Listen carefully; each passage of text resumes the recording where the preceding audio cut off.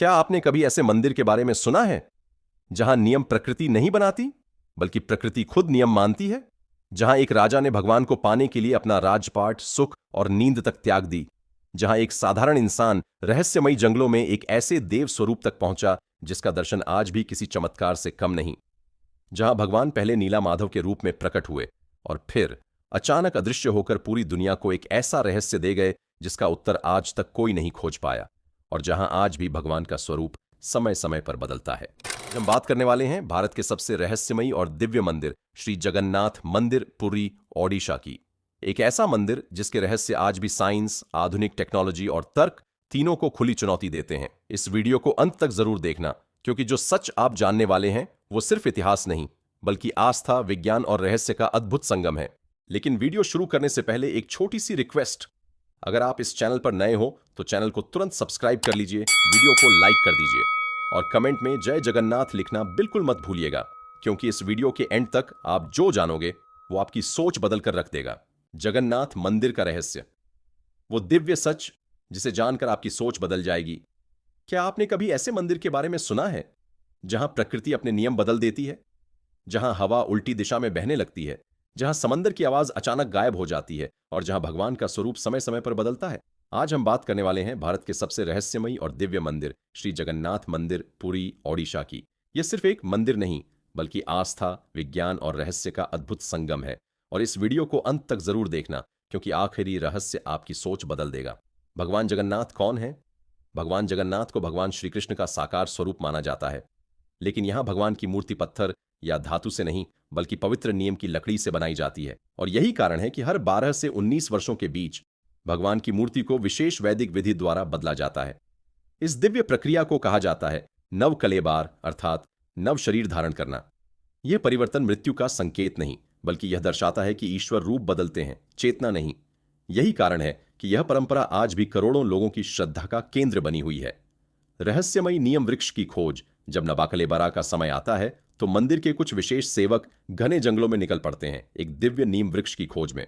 लेकिन यह कोई साधारण पेड़ नहीं होता।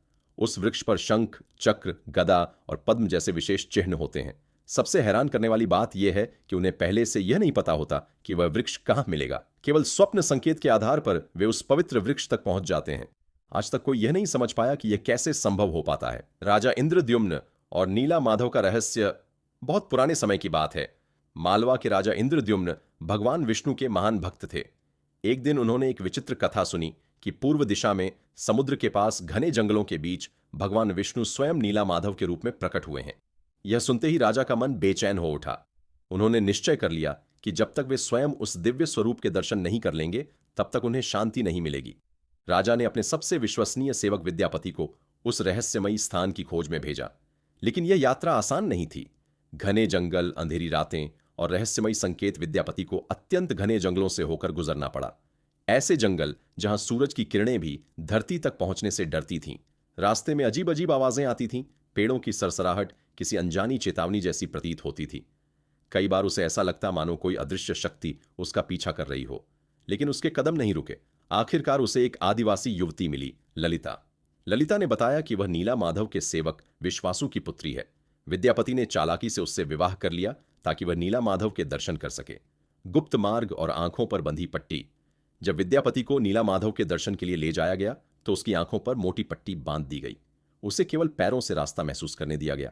लेकिन बुद्धिमान विद्यापति अपने साथ सरसों के बीज लेकर गया था। वह रास्ते में धीरे धीरे उन बीजों को गिराता जा रहा था ताकि वापस आने पर उसी मार्ग को पहचान सके। जब वह दिव्य गुफा में पहुंचा तो उसने जो देखा उसके शब्दों में बयान नहीं किया जा सकता। एक दिव्य प्रकाश, एक अद्भुत शांति और बीच में नीले रंग में दमकते हुए भगवान नीला माधव। विद्यापति की आंखों से आंसू बह निकले। दर्शन के बाद अदृश्य हो गया देव स्वरूप। लेकिन जब राजा इंद्रद्युम्न उस स्थान पर पहुंचे तो नीला माधव वहां से अदृश्य हो चुके थे।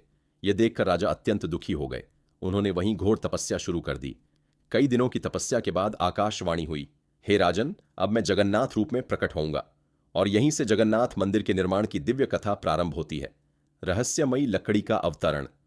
कुछ समय बाद समुद्र की लहरों के साथ एक विशाल दिव्य लकड़ी तट पर आकर रुक गई। कहा गया कि इसी लकड़ी से भगवान जगन्नाथ, बलभद्र और सुभद्रा की मूर्तियां बनाई जाए। लेकिन यह काम कोई साधारण कारीगर नहीं कर सकता था। रहस्यमयी बढ़ई और बंद दरवाजे का रहस्य। एक दिन एक वृद्ध बढ़ई आया। उसने शर्त रखी, मैं मूर्तियां बनाऊंगा लेकिन काम के दौरान कोई भी दरवाजा नहीं खोलेगा। राजा ने वचन दे दिया। दिन बीतते गए लेकिन भीतर से किसी भी प्रकार की आवाज नहीं आती थी, न हथौड़े की न छेनी की। रानी को चिंता हुई, कहीं भीतर वृद्ध बढ़ई की मृत्यु तो नहीं हो गई। राजा ने नियम तोड़ते हुए दरवाजा खुलवा दिया और जैसे ही दरवाजा खुला वृद्ध बढ़ई अदृश्य हो गया और सामने अधूरी मूर्तियां रखी थीं।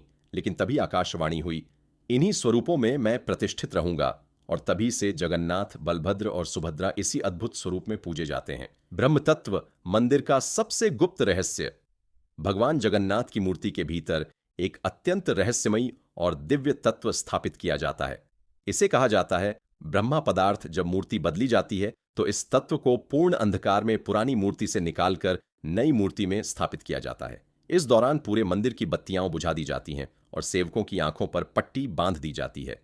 यह प्रक्रिया सामान्य मानव दृष्टि से परे है। यही कारण है कि यह रहस्य आज भी पूर्ण रूप से अनसुलझा बना हुआ है। समंदर की आवाज क्यों गायब हो जाती है? जैसे ही कोई व्यक्ति मंदिर के सिंह द्वार के भीतर प्रवेश करता है, समंदर की लहरों की आवाज अचानक गायब हो जाती है और जैसे ही बाहर आता है वह आवाज फिर लौट आती है। वैज्ञानिक इसे ध्वनि तरंगों और संरचना का प्रभाव मानते हैं, लेकिन श्रद्धालु मानते हैं कि यह भगवान जगन्नाथ की दिव्य लीला है। हवा के विपरीत लहराता ध्वज। मंदिर के शिखर पर लगा ध्वज हमेशा हवा की उल्टी दिशा में लहराता है। यह दृश्य आज भी लोगों को चकित कर देता है। कई वैज्ञानिक इस रहस्य को समझने का प्रयास कर चुके हैं, लेकिन आज तक कोई ठोस उत्तर नहीं मिला। सुदर्शन चक्र का चमत्कार। मंदिर के शिखर पर स्थित सुदर्शन चक्र पूरी शहर के किसी भी कोने से देखें, वह हमेशा आपकी ओर ही दिखाई देता है। आप जिस भी दिशा में खड़े हों, आपको यही लगेगा कि चक्र आपकी ओर देख रहा है। यह केवल भ्रम नहीं, बल्कि एक वास्तविक दृश्य अनुभव है। महाप्रसाद, जहां गणित भी हार मान ले। जगन्नाथ मंदिर का महाप्रसाद दुनिया का सबसे बड़ा सामूहिक भोजन माना जाता है। यहां रोज हजारों लोगों के लिए भोजन पकाया जाता है। लेकिन आश्चर्य की बात यह है कि कभी भोजन कम नहीं पड़ता और कभी व्यर्थ नहीं जाता। जितने लोग आते हैं उतना ही भोजन तैयार होता है। यह संतुलन आज भी विज्ञान के लिए एक रहस्य है। रथ यात्रा। जब भगवान स्वयं जनता के बीच आते हैं, साल में एक बार भगवान जगन्नाथ, बलभद्र और सुभद्रा विशाल रथों पर सवार होकर मंदिर से बाहर निकलते हैं। इसे कहा जाता है रथ यात्रा। यह केवल यात्रा नहीं, बल्कि ईश्वर और मानव के मिलन का उत्सव है। लाखों श्रद्धालु रथ की रस्सियां खींचते हैं और इस दिव्य क्षण के साक्षी बनते हैं। आस्था, विज्ञान और रहस्य का संगम। जगन्नाथ मंदिर हमें यह सिखाता है कि हर रहस्य को तर्क से नहीं समझा जा सकता। कुछ अनुभूतियां केवल श्रद्धा से महसूस की जाती हैं। यह मंदिर हमें याद दिलाता है कि ईश्वर को देखने से पहले महसूस करना जरूरी है। जगन्नाथ मंदिर सिर्फ एक धार्मिक स्थल नहीं, बल्कि यह भारत की आत्मा का प्रतीक है। यह हमें सिखाता है कि विज्ञान और आस्था एक दूसरे के विरोधी नहीं, बल्कि पूरक हैं। और शायद यही कारण है कि जगन्नाथ मंदिर आज भी करोड़ों लोगों के लिए आस्था और आश्चर्य का केंद्र बना हुआ है। अगर आपको यह वीडियो जानकारीपूर्ण और रोचक लगा हो तो इसे लाइक जरूर करें, ताकि ऐसी और रहस्यमयी कहानियां आप तक पहुंचती रहें। और अगर आप इतिहास, रहस्य और भारतीय संस्कृति से जुड़े ऐसे और डॉक्यूमेंट्री वीडियो देखना चाहते हैं तो चैनल को सब्सक्राइब करके बेल आइकन जरूर दबा दें। आपका एक लाइक और एक सब्सक्राइब हमें ऐसी और बेहतरीन वीडियो बनाने की प्रेरणा देता है।